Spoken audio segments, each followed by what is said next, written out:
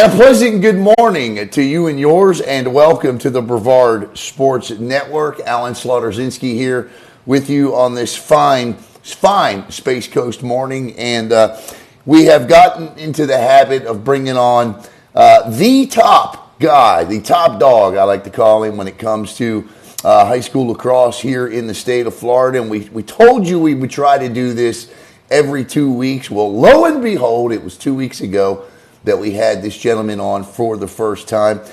He is the man behind Florida Lacrosse News. Please help me welcome back to the program here today, my man, Lee Roggenburg. Lee, how are you, my friend? Doing great, Alan. I'll make a slight correction. I'm not the only one behind FLN. All right. I want to make sure that all my compadres also get their credit.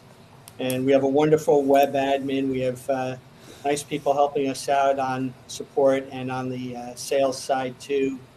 And of course, my business partner, Mark Geddes, who is only negative is that he's a Syracuse grad, unlike those of us at Hobart who looked our way down at Syracuse academically. But I just want to make sure they all get the shout out too.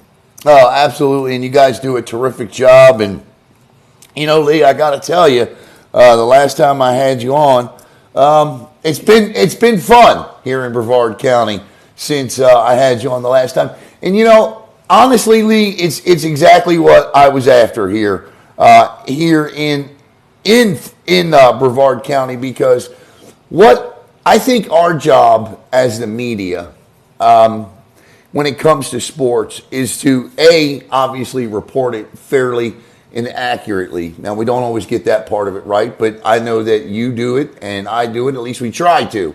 And the second part of it is, every once in a while, Lee, isn't it okay to fan some flames and, kind of point some things out that maybe one team agrees with that another team doesn't agree with? And we kind of did that a little bit the last time here on our segment when we were discussing Vieira and Holy Trinity and the rest of Brevard County. I made the comment at that time that I believed, quote, that it was Holy Trinity and everybody else in the county. And that included the likes of Vieira, that included the likes of Cocoa Beach, that included the likes of Melbourne. Now, I will say this, Lee. Let me back up for a moment here. I am awfully impressed with what I see from the Vieira Hawks. And what I mean by that is, when you look at their schedule this year compared to last year, they're winning some games this year they did not win last year. And more importantly, and moreover, they are winning these games differently. And I would chalk that up to this is a second half team this year. You look at what they did the other night against Windermere, a defensive team, if you will. Look at what they did the other night against Windermere. 7 second-half goals in that contest. I'm still, for Vieira, I still think they need to get this face-off situation fixed. If I'm talking honestly here, when I look at the numbers, that's what I see. When I watch the games, that's what I see. But let me say this. What they have done this year, Coach Nunn has done a terrific job. They have straight practices where they go to the field and they work on the X's and O's. Their conditioning is handled by a company here called Uberzati. And I shouldn't say handled, but I should say that Uberzati has decided, or Vieira has decided to do their conditioning differently this year so as not to waste practice time on conditioning. Now, you would say, well, that sounds ridiculous in a sport like lacrosse. What I mean is they are concentrating, focusing on the X's and O's at practice, and they are doing conditioning a different way. And Lee, this is a team that is surging in the second half. They look really good. How I feel about Jackson Lynch. To me, Jackson Lynch is one of the best goalies in the entire state of Florida. Nothing's ever going to change my mind about that. Defensively, I like the way this team plays. I like their physicality. But with all of that said, I still think it's Holy Trinity, Lee. Well, let's take apart bit by bit what you said. All right. Let's go back first to your first comment about fanning the flames. Yeah. because one of the great things that we need to keep pushing in this sport is debate. Right. I mean, you turn on ESPN from 8 a.m. till maybe when a live game comes on later in the day. And what do you have? Wall to wall debate shows. Right. And there's, obviously they sell, they obviously flame interest when it comes to a particular sport. It's something I've been calling for a lot when it comes to the way the sport is getting covered on air in various locations. I'm just darn glad you got pushback. Yeah. No, I like I it. get it. It's. Yeah. I would hate to think that everyone just treats me like I'm, the CDC and the science is settled. That's funny. Yeah, That's a yeah. good one. Hit back at me. Hit back at you. That's great Right. stuff. No, Now, I agree. yeah. Obviously, Vieira is definitely taking a step up this year, without Yeah. question. That doesn't mean that you are necessarily wrong to think that it's Holy Trinity at the top. I think that that's still fair to say, but I can certainly say that the gap looks to have narrowed quite a bit this year. Yep. And I think that that's what you're always sort of looking at that as you look at a particular area, and then once you're sort of comfortable with how that's playing out, then you look outside the area to see how you're improving against them too.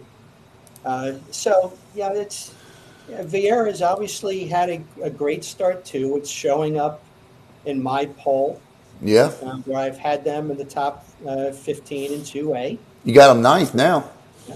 Yeah, and there's no reason why, if they keep winning, that they will not, continue to be there. And then hopefully, I've got the schedule kind of in front of me. Obviously, it's not quite as tough at the end as what Holy Trinity is facing. Right. But they're going to be playing. They've got, beside the Cocoa Beach game tonight on Thursday, they've got Lake Brantley coming to town. That'll be a nice test for them. Lake Brantley's having a nice year. They go to Vero, which is you don't know which Vero team you're going to get week to week. It seems like Right. Trinity whacked them around pretty good, and then they came back and knocked off King's Academy yesterday. Right. I saw that. And they played well against St. John Paul. So it's kind of hard to, kind of do a comparison between those two. And then later in the year, unfortunately, outside of maybe at Jensen Beach and Flagler Palm Coast, which are, kind of in that similar sort of experience level, we'll get some decent there. But, unfortunately, Creekside obviously is not on the schedule this year. Right. Right. And, we were talking last year that hoping that Creekside would come down and return the favor from last year's game. But to be honest, Creekside is, off some this year too. So, it's, again, the key thing is you get into the playoffs. 2A is wide open once you get past Winter Park. Right. Could they possibly snag a 2 seed in Region 2 in 2A? That would be cool. That would be a great accomplishment if they could do so. And then, they could maybe get to a regional final if things work out and they play well. And that I would consider a very successful outcome for them for the year. Vieira's got an interesting test tonight, and for me, I know what Vieira's going to bring to the table tonight. I'm interested to see the results of it. I'm interested to see what Cocoa Beach. Cocoa Beach is a 6-1 record. This is their biggest test of the year thus far to this date.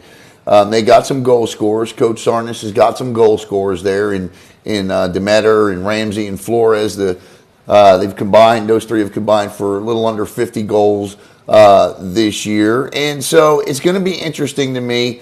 They got a pretty good goaltender. They got a freshman in goal in Merritt.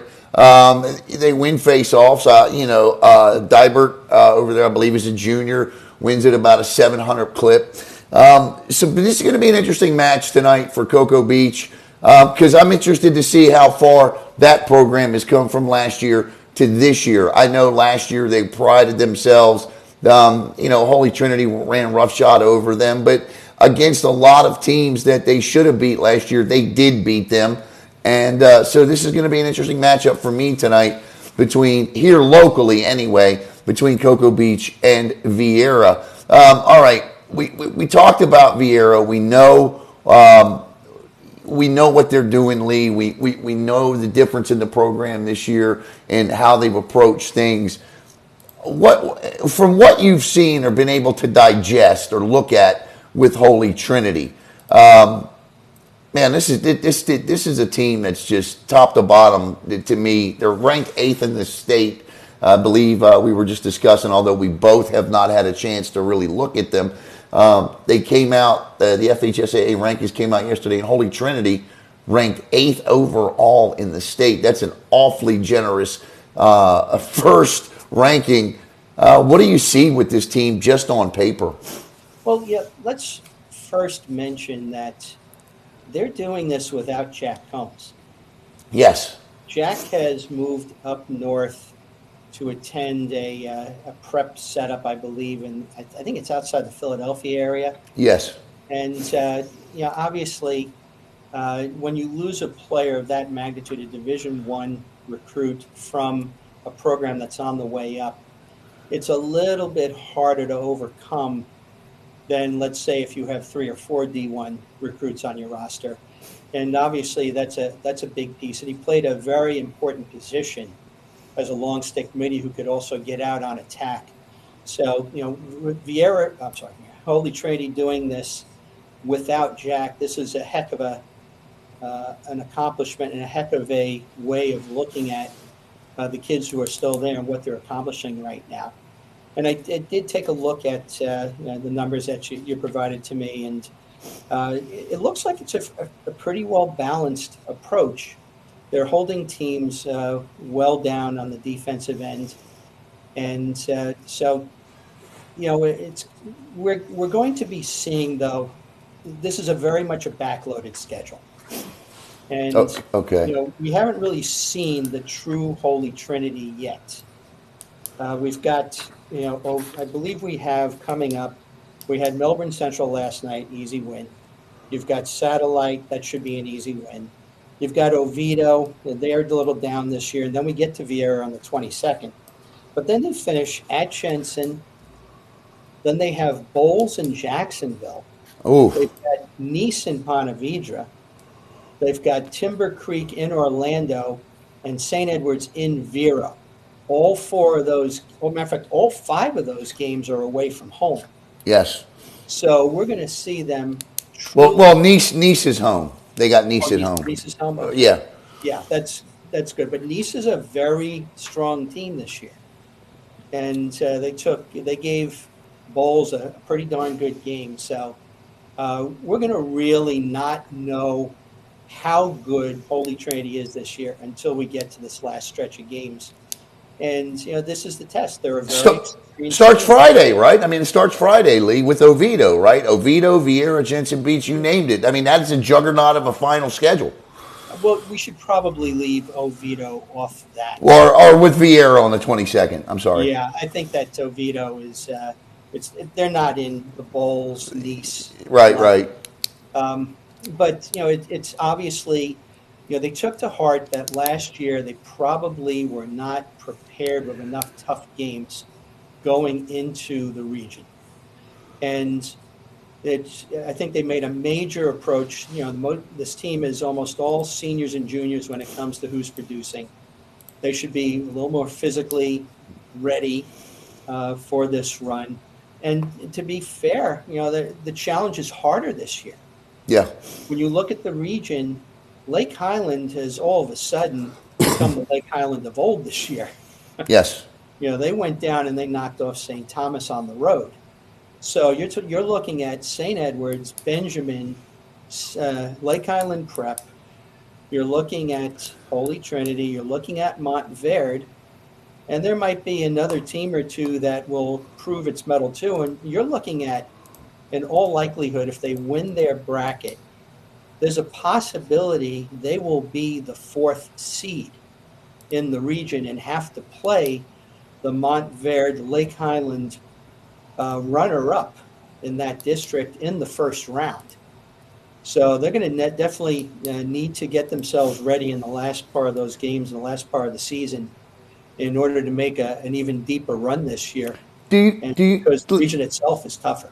Lee, do you think, and this is genius what Coach Marr did, as you know, as they head in, because to me, I still believe, and as an outsider on the sport, still looking in, to me, I think they shocked themselves last year when they played Montverde. I believe they came to the realization too late in that game that they could play with those guys, and by the time they had figured this out, it was too late to mount any sort of a comeback in that 9-5 loss in that regional semifinal or final, or regional semifinal. And to me, with what Coach Marr has done, bottom loading this schedule like this, they won't have that issue this year.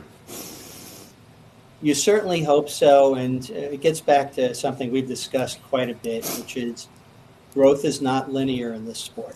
Correct. And growth is not linear for a program. And this is a setup where, Coach Marr has put his best chips. It's almost like he's going all in a poker sense when it comes down near the end of the contest and whether or not you're going to sort of be able to take the tournament. And, this is, again, these are your last steps, learning to win the big game. And last year's playoff loss in the regional semifinal certainly played part of that.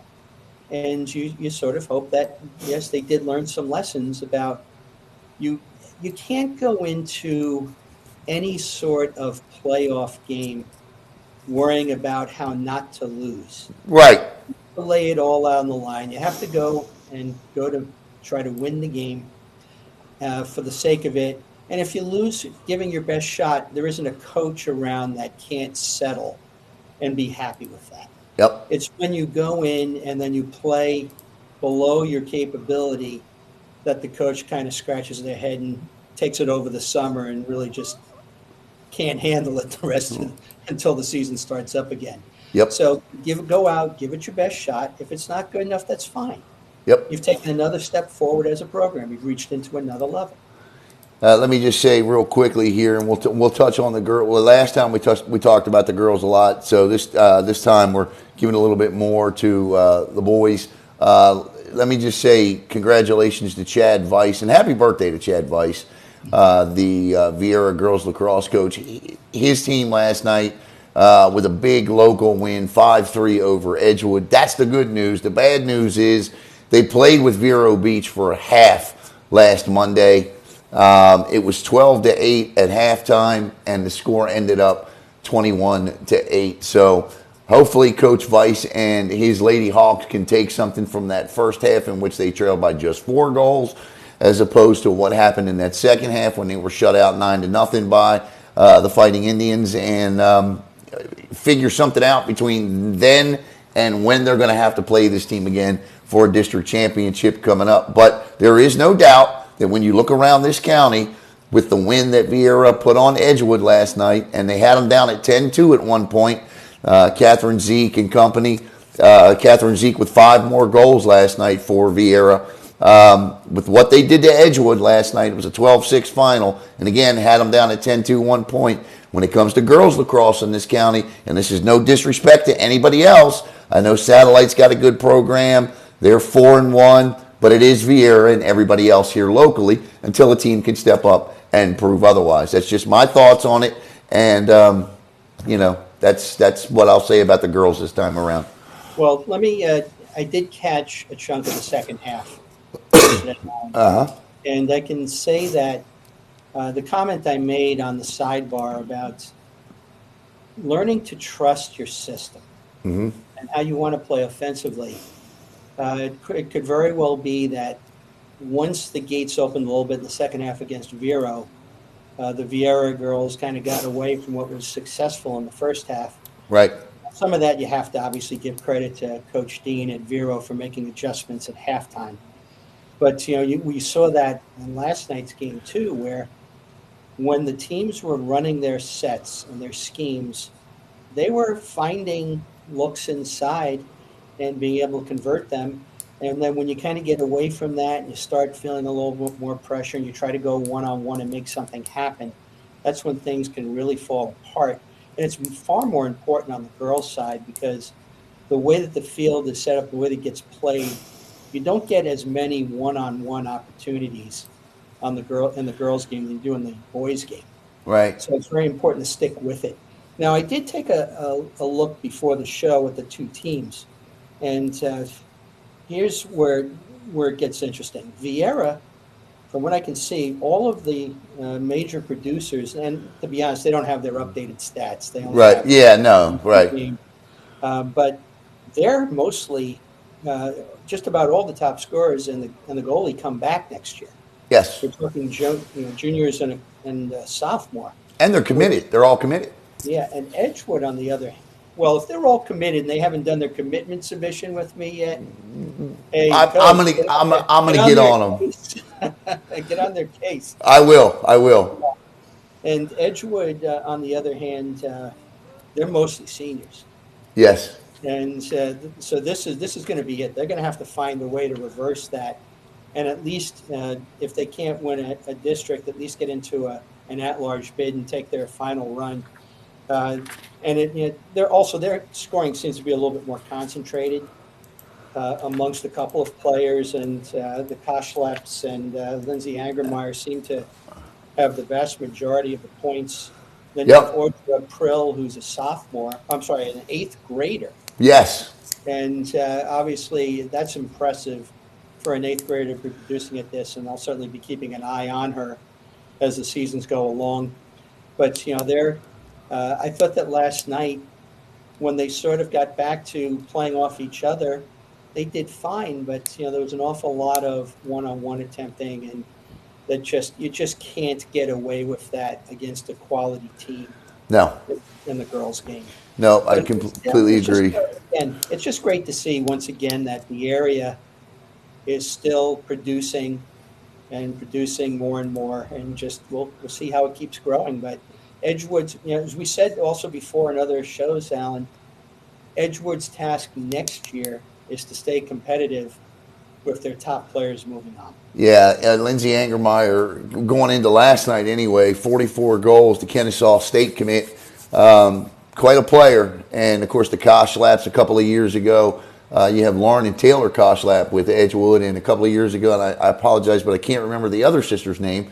But they were all great lacrosse players, and you're right. You're absolutely right. One Koshlap returns next season. I believe it's Taylor, who's a junior. But here with Lee Roggenburg from FloridaLacrosseNews.com. And Lee, let's take a look at your, I'm going to put it up on the screen here, at your poll this week.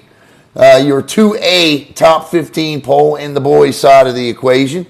I'll just go down the list. You from 1 to 15, Lake Mary, Ponte Vedra, Winter Park, St. Thomas, Jupiter, Plant, Mitchell, Nice, Vieira, 7 and 1 at number 9. Windermere, top is 10.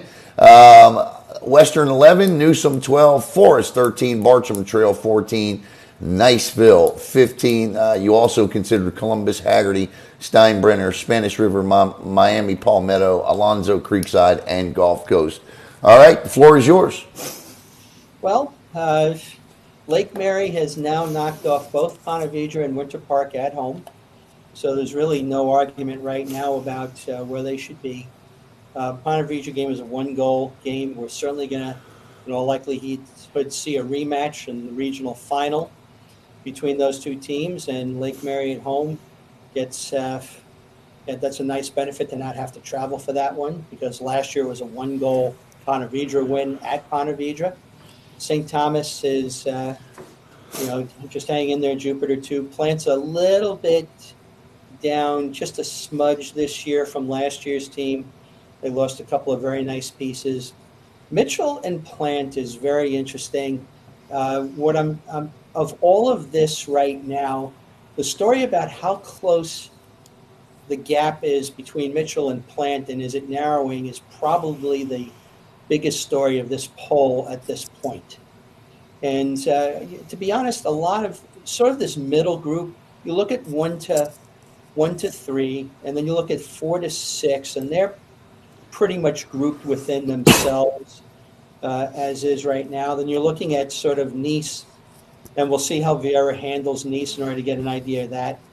And then, sort of when you get down below this, Western's kind of a tough team for me to sort of gauge. I'm going to need to see them a little bit. And then you kind of get down here. Forest actually lost to Bartram Trail last night. So that'll, obviously flip.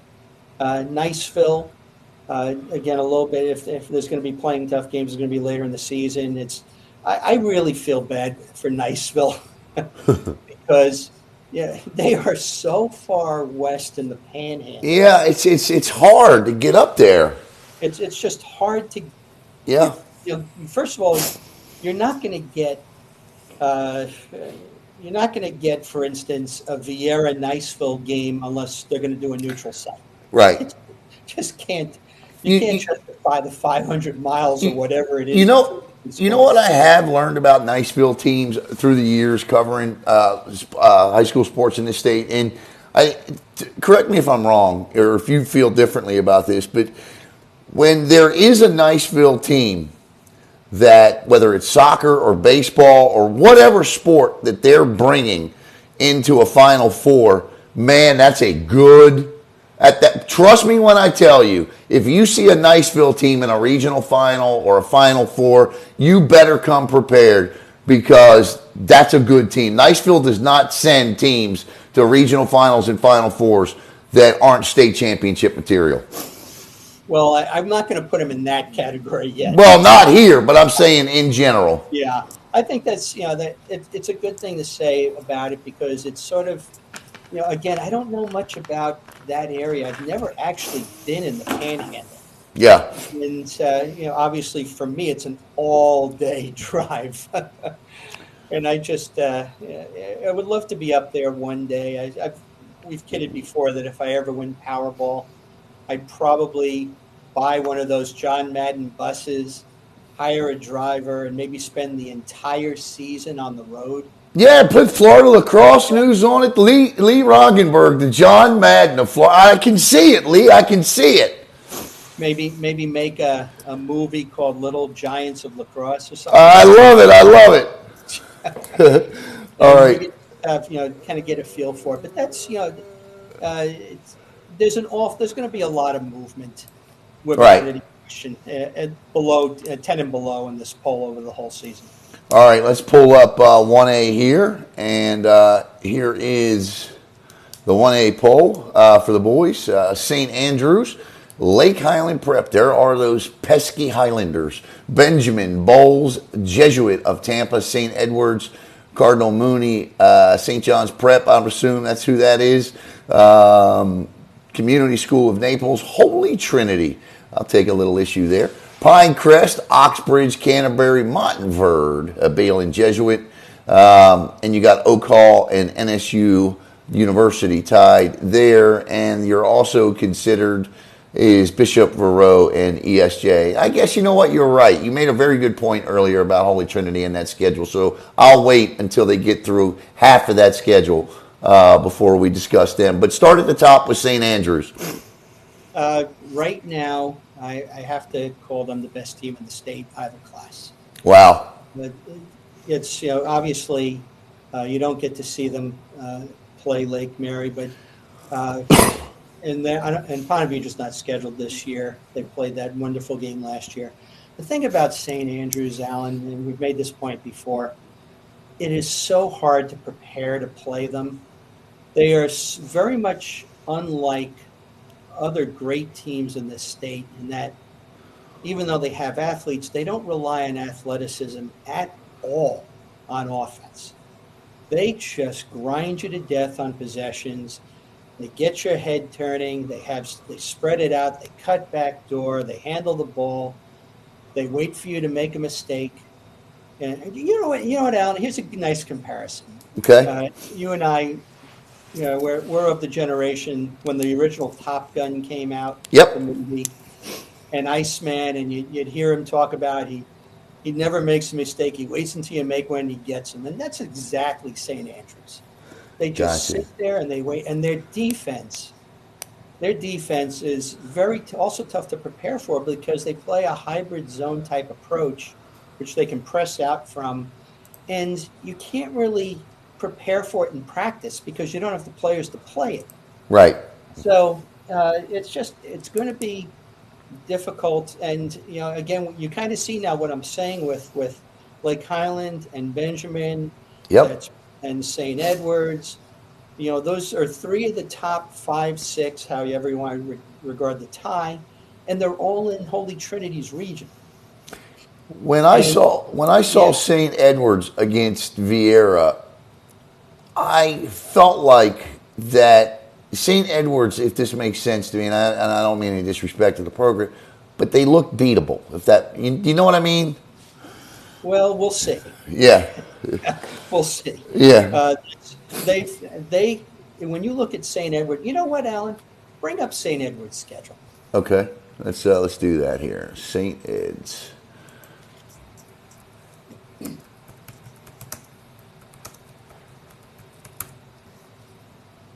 Yeah, that's what I meant. St. Edward's Boys Lacrosse. All right, let's pull their schedule up. Okay, there we go. Where you want to go ahead? Okay. They had Jupiter and Ponte Vedra around Vieira. Right. Is it fair to say that they kind of didn't quite take them as seriously as they should have? Yeah, I would think that's a good point. That's a good point. Now let's go down further. We got the Pinecrest win on the road. Yep, there it is, 11-9. We've got they're playing at Benjamin tonight. Uh huh. They're playing at St. Andrews Friday. Uh huh. Keep going. Okay. Montverde, St. Thomas, Lake Island. All right. And then they leave the Fair, Holy Trinity. fair enough. Fair enough. Okay. All right. All Well, right. this I'll is- I'll get back to you on the 5th of April. Yeah, it's, that's what I'm saying. It's Gotcha. That's why you're the expert, buddy. yeah. I never think. And by the way, I would love to see Vieira take St. Edwards down to the wire. In a game. Would love Right. to see it because it'd be great for the area. Yep. Again, it's we're trying to. It's not only about this year's wins and losses. It's how do you keep growing the sport in the state. My goodness, look at this schedule. Yeah. Yep. And by the way, let's have a little bit of fun. Go to Benjamin's schedule. Just click on the Benjamin name. All right. Let's see here. Because Schedule. again, this is in the same region. Right. Okay. Big win at Columbus, Gulliver. Yeah. 1 goal loss to St. Thomas. Pinecrest win away. Jupiter win at home. Oxbridge win away. St. Edwards. Who do you have tonight in that one? In Benjamin, St. Anne. Yeah. Who you like? Well, these are district teams now. They play Yeah. the same district. Right. Who you got? So my suspicion is it won't matter too much who wins the game, Alan. They'll see each other Because again. each coach will probably hold something back for the district and potentially a matchup in the region.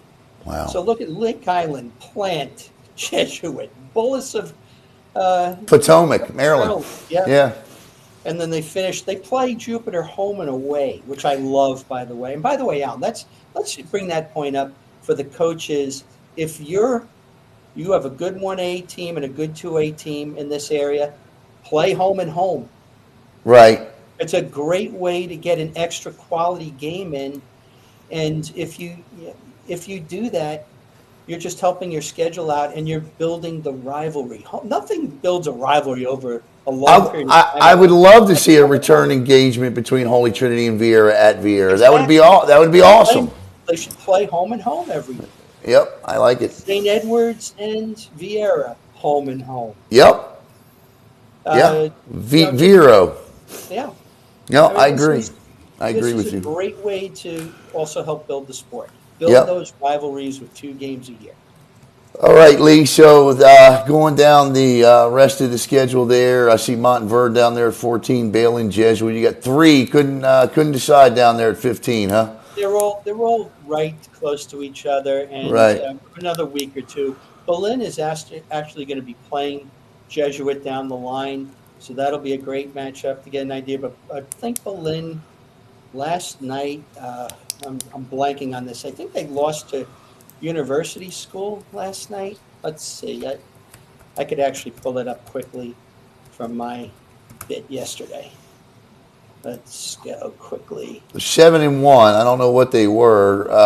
Looks No, I guess like that was yeah. I guess that was they uh, they uh, they the said well, I think I got them right. Bailey, yes, yeah, yeah, Wolves yeah, mm, 14-5 over Stoneman yeah, Douglas.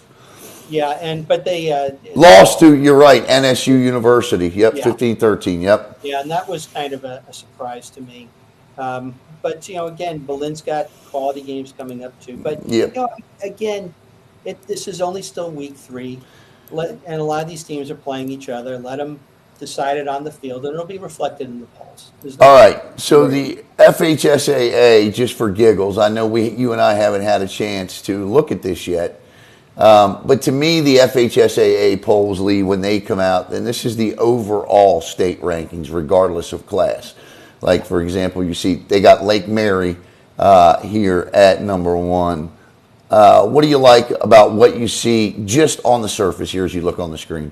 Well, the nice thing about it is that you're continuing to see quality programs, but you're also starting to see a little bit of creep up below this too. So let's go down a little further, Alan. Let's go to the like 15 onward. All right, here we go. For like Forest and Western and Yeah, Cardinal. Yeah. Forest, and Western has been there at times. Cardinal Mooney, that's probably a little low for Cardinal Mooney. But then you've got Vieira, and you got Lake Howell at 20, and you've got Right. Community School, which had a great year last year and is continuing their growth. Bergen Heritage Del Rey, that's a program 2 years from now, got to really pay attention to, Alan. They brought in as a head coach, the former assistant of Del Barton in New Jersey, which has been a powerhouse program Oh, over really? the years in New Jersey. And he's slowly building that program up. You see Calvary Christian of Clearwater appearing there, even though there's a weak schedule. You got Niceville.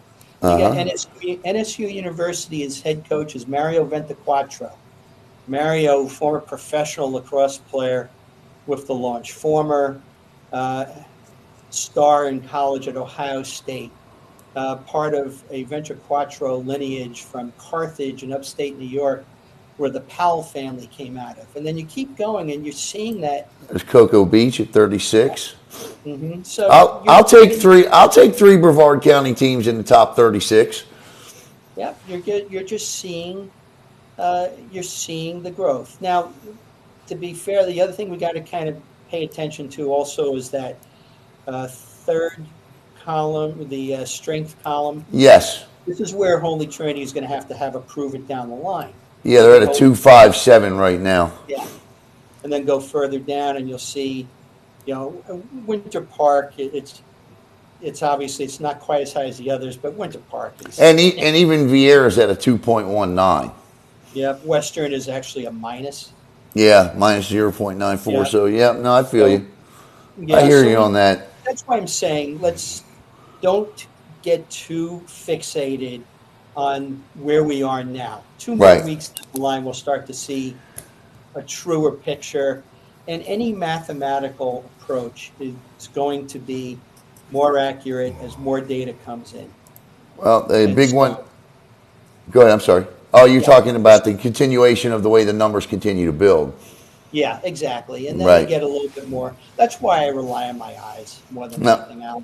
Well, Lee, I rely on you, and it's a good thing because you have educated me tremendously here over the last 2 years, and I was actually kind of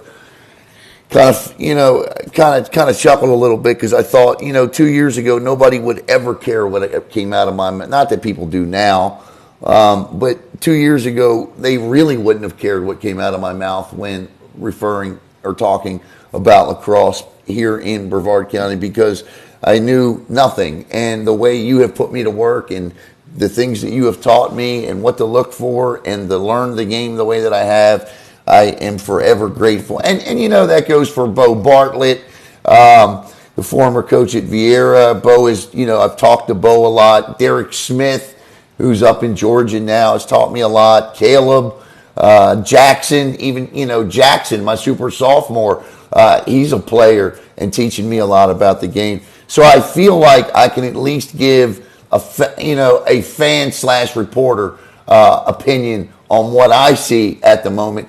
And you know what? I do still trust these old eyes. The eye test for me still works, Lee. Yeah, and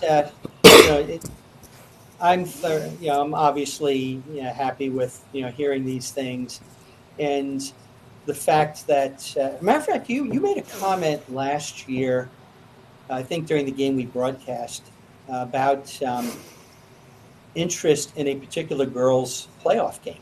Right. And how the boys in the school were interested in going out and watching it. Yeah. And again, this is iterative. We just keep building it and building it and building it.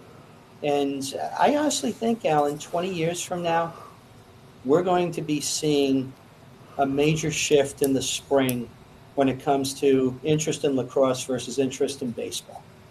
Yeah, and I know agree. that there's going to be a lot of purists out there who are going to blanch and think that, oh my God, we're going to hell in a handbasket or whatever the term is. But, this is a sport that really can draw you in when you watch it played well. And it doesn't mean that baseball is bad or boring or anything like that. It's just that, just like 30 years ago, soccer was sort of a minor sport in most people's eyes. And what happened was the kids went out and started playing it. And the parents started getting interested. And now you have MLS stadiums. Yes. And those stadiums sell out. And the reason for it is because people learned the sport, started to appreciate the fine points, which, by the way, gets back to our original point about debating and getting more coverage and having more people interested in having their opinions. And this all works together over the long run to build what should be another fantastic long-term growth curve for the sport. It would stand to reason, right? They say baseball used to be America's pastime. Well, Lee, lacrosse is America's oldest team sport. Dates to 1100 A.D. when the Haudenosaunee, I believe I'm saying that right, in the Iroquois. There you go. Thank you. And the Iroquois, in what now is New York, began playing the sport. The Native Americans, of course. The earliest versions of lacrosse matches were played by Native Americans. So it would only stand to reason that would be the case coming up in 20 years. Lee, can't thank you enough, buddy, for taking time out of what I know is a busy Tuesday for you. So thank you so much, my friend. Thank you, too, Alan. A shout out to my Hobart Statesmen who have Dartmouth coming to town at 3 o'clock today. I'll have that on in the background, watching for it. Go Statesmen. And please be sure to check out Lee's morning coffee every morning. What time, Lee? 8:30 every morning, Monday to Friday. And it stays up there for replay. You can either watch it on the site itself, we embed the video, or on our YouTube channel, Florida Lacrosse News. Follow us on Twitter, Florida LX, and Facebook and Instagram, FLALAX, NEWS, and keep tuning into Brevard Spets Network because they're doing a great job broadcasting the game too.